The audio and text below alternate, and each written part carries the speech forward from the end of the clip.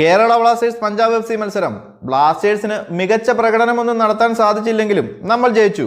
3 പോയിന്റുകൾ നഷ്ടപ്പെടുത്തിയില്ല. 10 മത്സരങ്ങളിൽ നിന്ന് 20 പോയിന്റുമായി മുൻനിരയിൽ തന്നെയുണ്ട് ബ്ലാസ്റ്റേഴ്സും. മികച്ച കാര്യം തന്നെ. എന്നാൽ ഇനി മത്സരത്തെ ഒന്ന് വിലയിരുത്തി കഴിഞ്ഞാൽ തീർത്തും ദയനീയ പ്രകടനം തന്നെയെന്ന് പറയണം ബ്ലാസ്റ്റേഴ്സിന്റെ സൈഡിൽ നിന്നും ഉണ്ടായത്. അഡ്രിയാൻ ലൂണയെ മാത്രം മുന്നിൽ കണ്ട് മത്സരത്തിനിറങ്ങുന്ന ഒരു ടീം മാത്രമായി ബ്ലാസ്റ്റേഴ്സ്. ഇന്നലത്തെ മത്സരത്തിലുടനീളം ലൂണയുടെ കുറവ് നമ്മൾ കണ്ടതാണ്. ലൂണ എന്ന ഒരു താരത്തിനെ മാത്രം ആശ്രയിച്ച് ബ്ലാസ്റ്റേഴ്സിന് എത്ര നാൾ മുന്നോട്ട് പോകാൻ സാധിക്കും? പഞ്ചാബ് FCയെ പോലെ ഒരു വീക്കായ ടീമിനെതിരെ കഷ്ടിച്ച് തോൽക്കാതെ രക്ഷപ്പെട്ടു എന്ന് വേണം പറയാൻ. കളി കണ്ടവർക്ക് മനസ്സിലാവും. ഇന്നലെ ബ്ലാസ്റ്റേഴ്സ് ആദ്യാവസാനം പഞ്ചാബ് FCയുടെ ഗോൾ മുഖത്ത് ആക്രമണം നടത്തിയിരുന്നു. എന്നാൽ ഒന്നുപോലും നേരെ ചുവ ഫിനിഷ് ചെയ്യാൻ സാധിച്ചില്ല.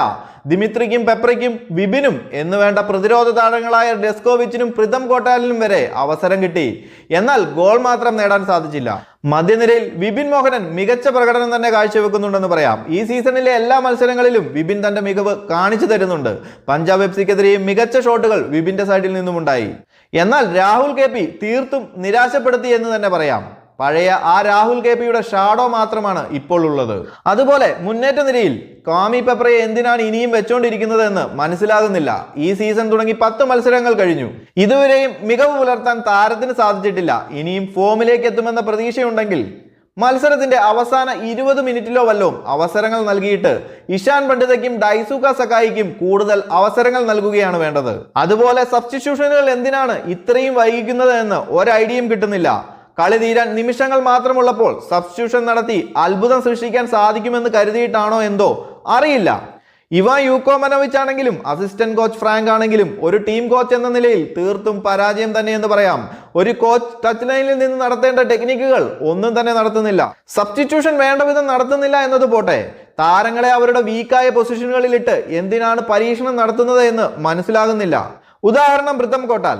ആക്രമണത്തിൽ തീർത്തും വീക്കായ പ്രിതം കോട്ടാലിനെ സെൻട്രൽ ബാക്കിൽ നിന്നും എന്തിനാണ് വിങ്ങിൽ കളിപ്പിക്കുന്നത് എന്ന് ഒരെത്തും പിടിയും കിട്ടുന്നില്ല.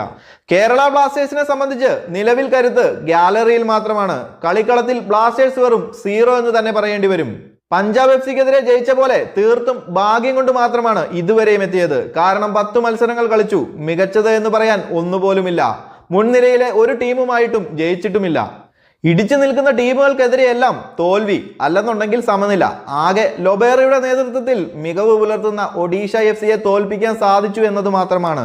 എന്തായാലും നിലവിലെ സാഹചര്യത്തിൽ കേരള ബ്ലാസ്റ്റേഴ്സിന് മികച്ച ടാക്ടിക്സ് എടുക്കുന്ന ഒരു കോച്ചിനെയാണ് ആവശ്യം. ഇവാൻ യൂക്കോമനോവിച്ചിന്റെ കാലം കഴിഞ്ഞു എന്ന് തന്നെ വേണേ പറയാം. ഇനി വരും മത്സരങ്ങൾ മുംബൈയും മോഹൻ ബഗാനുമായിട്ടാണ്. ഈ ഒരു രീതിയിലാണെങ്കിൽ മികച്ച പ്രകടനം നടത്തി ബ്ലാസ്റ്റേഴ്സ് വിജയിക്കുമെന്ന് തോന്നുന്നില്ല. ഭാഗ്യം നല്ല രീതിയിൽ തുണച്ചാൽ മാത്രമേ ഒരു സമനിലയെങ്കിലും നേടാൻ സാധിക്കൂ. ISL അപ്ഡേറ്റുകളുമായി മറ്റൊരു വീഡിയോയിൽ കാണാം. ചാനൽ മറക്കാതെ ഒന്ന് സബ്സ്ക്രൈബ് ചെയ്യുക.